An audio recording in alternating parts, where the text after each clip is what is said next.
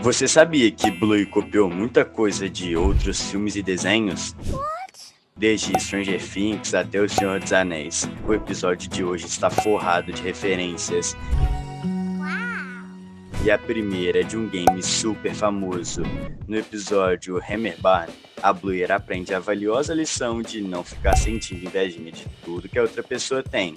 Claro que ninguém ensinou isso pro Bandit, que leva a família toda para a loja de departamentos para comprar uma churrasqueira maior do que a do pai do Lucky. Mas a primeira referência aparece logo quando eles chegam nessa loja, aqui no quadro de funcionários. Mas calma, para explicar essa, precisamos avançar pro fim do episódio primeiro. Depois que a Bluey já quebrou o marido dela e aprendeu a valiosa lição, a Tilly tá passando por essas prateleiras e, no fundo, podemos ver algumas caixas que têm um nome. A primeira diz o nome Dimitri e a segunda, que tá de ponta cabeça, tem o nome Cloud. E a terceira tem o nome Edelgard. Se você é muito fã de Nintendo como eu, já sacou, mas se não for, eu te explico. Dimitri, Cloud e Edelgard são os protagonistas do jogo Fire Emblem, e acredita que tem um motivo do nome Cloud estar de ponta cabeça? Isso é porque na arte da capa do jogo, ele tá de ponta cabeça. Tá, mas o quadro de funcionários, o que ele tem a ver? Vamos rebobinar o episódio. Aqui é outra referência ao mesmo jogo, que divide vários personagens em diversas classes de uma escola de guerreiros. E os cãezinhos desse quadro são claramente a classe favorita de quem animou esse episódio, a classe dos Black Eagles. Dá pra ver bem a inspiração de alguns personagens do jogo se botar lado a lado. E essa foi a primeira referência obscura que Bluey tem pra gente no dia de hoje. Então pegue seu Nintendo Switch, assine o canal e vamos de canal Planeta Team, que acabou de começar. A próxima referência é super famosa e tem tudo a ver com os filmes de Senhor dos Anéis. A primeira delas acontece no episódio Varinha de Pena, em que a Bingo tá triste. Mais uma vez, a menina tá sempre triste também, né? Porque não foi convidada para a festa da Chloe. Mas logo ela encontra a solução e começa a deixar todas as coisas pesadas para impedir a Tilly e a Bluey de saírem de casa. Em certo momento que elas conseguem fugir até o carro, o Bandit fica de guarda na porta e ele diz para a Bingo a famosa frase: igual o Gandalf grita pro Balrog.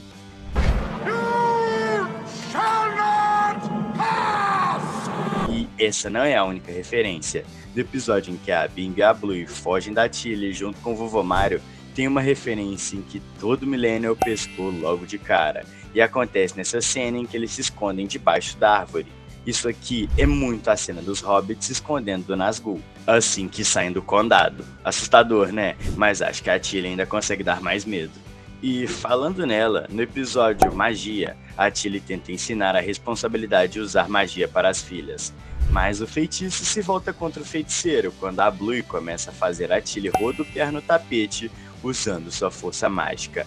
E adivinha quem faz isso também? O Saruman, no momento em que o Gandalf tenta confrontar ele e acaba virando um Beyblade em forma de mago barbudo. Essas foram as referências de Senhor dos Anéis. Mas a próxima nos leva de volta ao mundo dos games, e você com certeza já ouviu esse barulho aqui. No episódio Beijinhos, Bandit e Tilly tem uma missão muito simples que todo casal que se ama faz, que é dar uns beijinhos apaixonados de vez em quando. Só que a Bluey e a Bingo não estão nem um pouco afim de presenciar um absurdo desses. Então elas fazem de tudo para afastar o Bandit e a Tilly para impedir, o que faz com que a Tilly comece a usar a criatividade. E olha, se tem uma evidência de que a Tilly cresceu jogando videogames, é essa. Pois a estratégia que ela usa para se aproximar da Bingo enquanto ela guarda a porta do banheiro vem direto da franquia Metal Gear Solid, já que ela se esconde dentro de uma caixa e começa a andar quando ninguém está se movendo. Tenho certeza que todo mundo que jogou viu essa cena ficou igual esse meme do Leonardo DiCaprio, com os filhos fugindo pra longe pra não ter que ouvir mais uma história de velho. E falando em correr, o próximo personagem faz isso de um jeito bem específico. De volta ao episódio da Varinha de Pena, bem na cena em que paramos antes, quando a Tilly e a Bluey chegam no carro, saímos do mundo dos filmes épicos e vamos para o mundo dos animes. Logo quando a Bingo impede a Tilly de abrir a porta do carro, o pai do Lucky tá cuidando da vida dele quando a Bluey diz que precisa impedir a Bingo, e a reação dele é de qualquer outro adulto normal.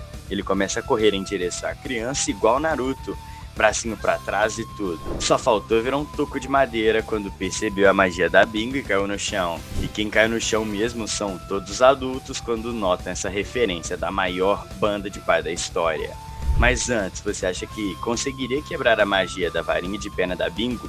Conta pra gente como você faria isso com a hashtag varinha nos comentários. Como eu tava falando antes, essa referência é muito famosa, especialmente pros seus pais. Eu aposto que se você chamar eles para assistir o vídeo agora, eles vão reconhecer. E olha só, são 2 desenhos que fazem essa mesma referência. Você consegue adivinhar qual é o outro? O primeiro acontece no episódio Fim de Semana, em que as meninas estão torturando o Bandit com a brincadeira das estátuas, enquanto ele só quer ser feliz assistindo o jogo dele. Eu sei que seu pai já se identificou com isso, mas ainda não é a referência que eu quero mostrar. Olha só, na cena em que a Tilly volta da corrida, ela está com o celular preso no braço, e quando a câmera aproxima dela para mostrar o abraço com a Bluey, dá pra ver a capa do álbum que ela está ouvindo. Aquele osso com arco-íris é claramente uma referência ao álbum mais famoso da banda Pink Floyd. E quer ver como isso foi feito em outro desenho? No episódio da Peppa, em que todos vão andar de patins na discoteca, lá no canto os personagens estão vendo vários discos de vinil, e um deles também faz referência à capa super famosa desse álbum. E essa capa não é a única imagem famosa que o desenho da Bluey faz homenagem. Olha só essa aqui. No episódio em que os Healers vão para a praia, e a Bluey quase passa pelo trauma de toda criança exploradora de ir muito longe de onde os pais estão, num dos momentos iniciais do relaxamento de verão deles, temos essa cena da Tilly toda maravilhosa, torrando no sol australiano.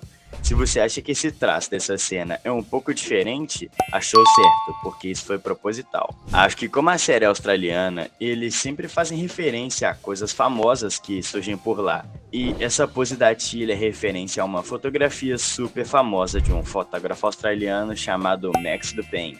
A fotografia se chama Banhista de Sol e mostra um cara nessa posição igual da Tilly, com a diferença que ele já torrou muito tempo, né? Se você achava que era só isso de referência famosa da cultura pop, a próxima é uma das mais famosas da lista. No episódio Gangorra, Blue e seus amigos só queriam fazer o básico da infância, brincar sem que o Bandit atrapalhasse o rolê. E, como ele é mestre em atrapalhar, o cara fica lá, pesando a gangorra com o bundão gordo dele, enquanto manda uns 4 cachorro-quentes duplo pra dentro. E no meio desse caos absoluto, surge uma conversa absurdamente improvável. Tilly, a mamãe da Pompom, falando de séries. A Tilly manda mas você não viu o trailer? Parece que ele tá na Rússia. E a gente pega a conversa no meio sem saber do que ela tá falando. E aí a ficha cai. Tilly tá falando de Stranger Things. Lembra do final da 3ª temporada? Todo mundo sem saber se o Hopper tinha ido de base. Aí chega o trailer da cena em que a Tilly fala, mostrando ele vivão, numa prisão na Rússia. Você imaginava que os pais de Blue eram fãs fanáticos da série? E já que até a Tilly tá atualizada no mundo das séries, imagina as outras referências pop que Blue esconde no meio dos episódios. Porque tem umas que passam tão rápido que você jura que foi coisa da sua cabeça, mas não foi. Mas claro, assina o canal antes, vai. É só clicar no botão aí embaixo.